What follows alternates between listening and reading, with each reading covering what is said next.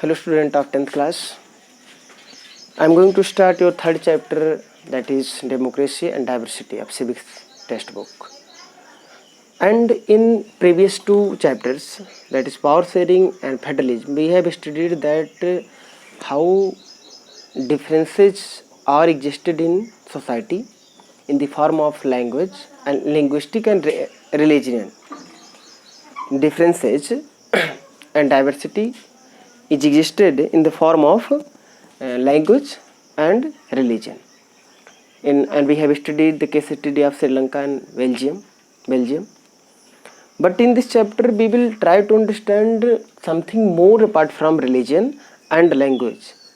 That because diversity is not only just about differences in language. That if many people are speaking different language, this is diversity. But apart from diversity in religion, some other are also factors who decide that are factor of diversity, determines diversity, like races, caste, religion, language too, and race, dress habit, color, everything. Okay, this chapter is related to how democracy handle and how democracy act in different diversity, different type of diversity.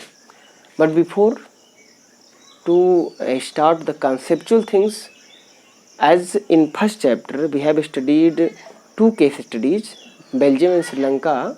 Similarly, we will try to understand one more. What is that? A story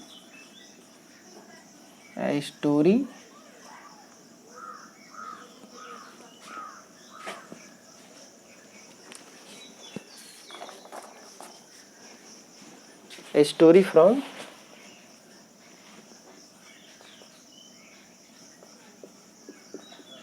Mexico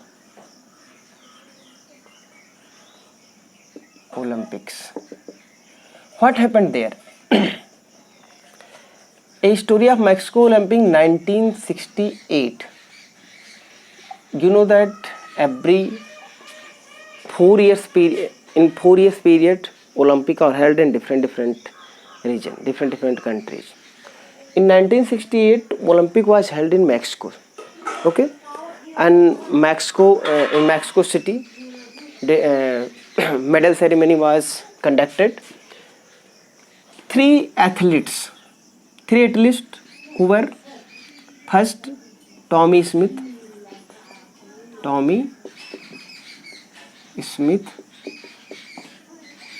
first ranker. Second ranker Peter Norman, that he was second ranker. And third John Carlos.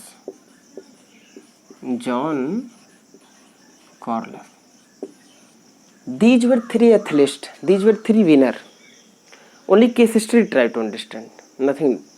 These were three athletes. Tommy Smith was first and won gold medal. Peter Norman silver, and John Cornelius bronze medal. They were won.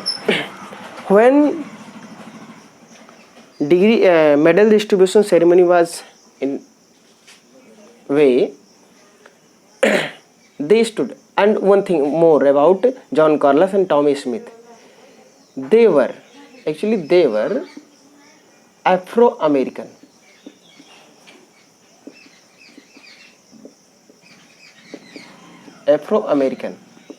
It means black, total black माने एकदम पूरा काले. Afro it means Africa, American माने American, यानी American citizen, but their forefather belong from Africa and came to and brought from Africa as slave, but after economic development they set up their they reside there. वो South Africa से slab की तरह जो काले लोग ले गए थे, काले लोगों को ले जाया गया था वहाँ पर अमेरिका में। तो वहाँ के लोग जो वहाँ के फिर रह गए थे, वहाँ के निवासी हो गए, वहाँ की उनकी प्रॉपर्टी हो गई, तो लोग काले लोग वहाँ के लोगों को अफ्रो अमेरिकन कहा जाता है। ठीक है, आपको पता हो कि 1848 तक ले स्लेवरी को क्या कर दिया गया था, ख़त्म कर दिया गया था। ठीक है, स्लेवरी को ख़त्म कर दिया गया था। लेकिन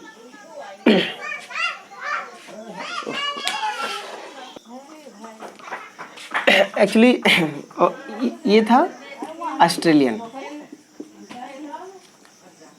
एथलीट था। व्हाट दे वर डू, इन्होंने क्या किया, अभी जो टॉमी स्मिथ है, जॉन कॉर्नलेस, उस समय आप लोग को एक जानकारी होनी चाहिए। अमेरिका में प्रॉब्लम एक हो रही थी कि अमेरिका में 1966 से लेकर के एक 1975 में नियर अबाउट ख़त्म हुआ, ये ह्यूमन राइट मूवमेंट शुरू हुआ था। ठीक है, ह्यूमन राइट मूवमेंट,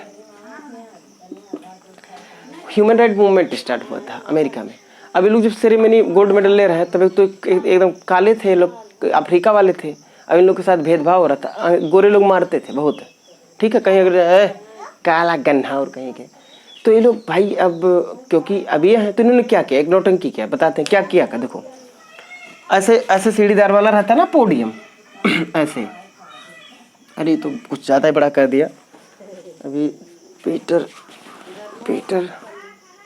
देखिए एक चीज़ ध्यान, we will try to understand.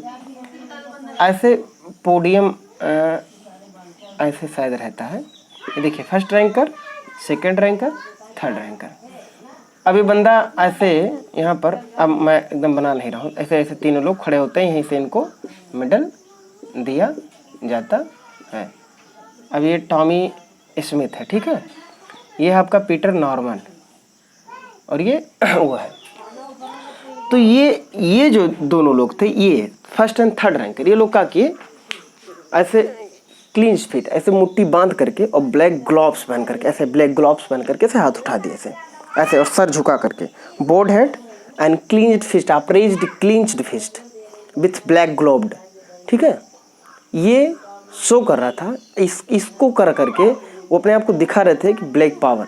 ठीक है, कि ब्लैक के पास पावर है, क्योंकि 2 साल हो गया था ह्यूमन राइट मूवमेंट शुरू हुए और 68 में हो रही थी, तो black power about this and. और उन्होंने जूते को नहीं पहना था, जूते को निकाल दिया था, सिर्फ ब्लैक शू पहना था, और वो शो कर रहा था कि भैया ब्लैक लोगों की जो परेशानियां हैं, जो चैलेंजेस हैं, पूरी दुनिया को इन्होंने दिखाने, क्योंकि वर्ल्ड ओलंपिक सेरेमनी हो रही है और फर्स्ट रैंकर थर्ड रैंकर है। ठीक है, तो पूरी दुनिया का attention to attract the attention toward racial discrimination in United State. They tried to, by these gesture, upraised fist and bowed head and with black socks and without shoes, they tried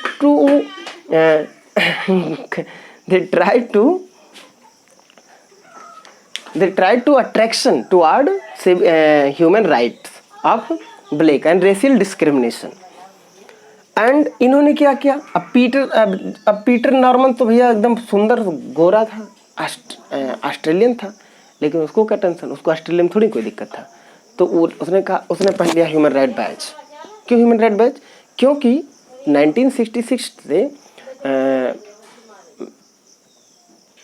उनका नाम क्या आ रहा है, Martin Luther king junior की leadership में human right movement चालू हो रहा था।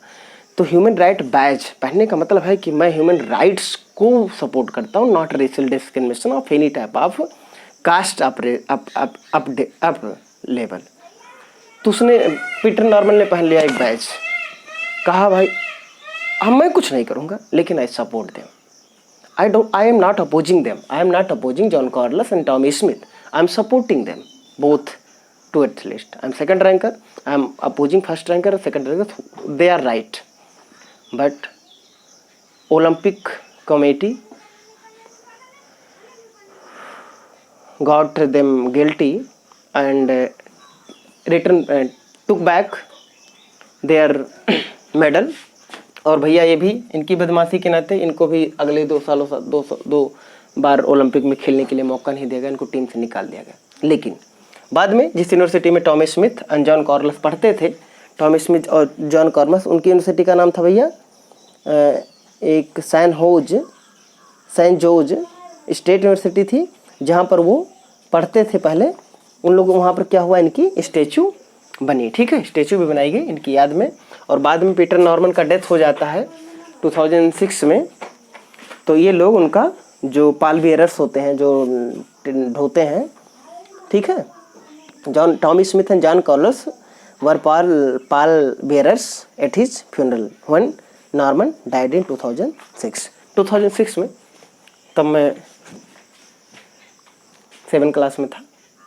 तो ये तो आपकी केस स्टडी हो गई। अब देखिए यहाँ पर हम किस तरीके से डिस्क्रिमिनेशन देखने को पा रहे हैं। रेशियल डिस्क्रिमिनेशन, कलर के आधार पर डिस्क्रिमिनेशन में देखने को मिल रहा है, ठीक है। तो हम आगे पढ़ेंगे कि कैसे how differences are existed in society and different differences are existed. Some are based on our choice and some are based on accident of birth. जैसे मैं पैदा हो गया, अब मैं यादों पैदा हो गया तो मैं क्या करूं? मुझे पता थोड़ी ना था कि हम अपनी मम्मी के गर्भ में जा रहे हैं और मम्मी हमारी यादों हैं, हमको कुछ नहीं पता था, हम यादों हो गए, ठीक है। हम कल हो सकता था हम इस्लाम में कल हम मरेंगे तो हो सकता किसी इस्लाम के यहाँ पैदा हो जाएंगे, हो सकता है किसी ठाकुर ब्राह्मण के यहाँ पैदा हो जाएंगे, हो सकता है किसी अदर कास्ट में हम हो सकते हैं, या तो हमको काले हो सकते हैं, सब बाल कितने काले, अभी गोरे हैं इत्तेफाक से। तो ये बेस्ड ऑन बर्थ है, एक्सीडेंट ऑफ बर्थ है। ये जो डिफरेंसेस हमें देखने को मिल रहे हैं, you are looking around you a lot of differences. Some people are black, some people, and then आँख थोड़ा सा टेढ़ा टाकड़ा है। आप चल जाओगे नॉर्थ ईस्टर्न स्टेट्स में तो लोग का आँख ऐसे चाइनीज की तरह ऐसे दिखेगा, ऐसे चाइनीजों की तरह, ठीक है। साउथ में चलोगे तो एकदम टोटल करिया, मुंह ऐसे होंठ बड़े बड़े रहेंगे, ठीक है। कुछ ट्राइब्स को देखो तो उनकी क्या गलती है, उन अंदर सब कुछ पार्ट एक ही है। वो पैदा हो गए तो क्या करे, तो अफ्रीकन पैदा हो गए, क्या हुआ, तुम गोरे हो तो तुम बड़े हो। तो ये इस टाइप ऑफ जो डिस्क्रिमिनेशन, और कुछ वैसे तो जैसे हम किसी रिलीजन को अडॉप्ट कर लें, तो इन सब के बारे में हम नेक्स्ट वीडियो में पढ़ेंगे। ये केस स्टडी को थोड़ा सा आप एक बार दिमाग में रखिए। ये स्टोरी सिर्फ यही है बताने के लिए, थोड़ा सा अटेंशन को आपका कैच करने के, भैया बच्चे हाई स्कूल के तुम लोग जो पढ़े थे फर्स्ट एंड सेकंड क्लास में नहीं, फर्स्ट एंड सेकंड चैप्टर में, that where you studied only about religion and language, but here you will get something different, and that is diversity. Okay, thank you.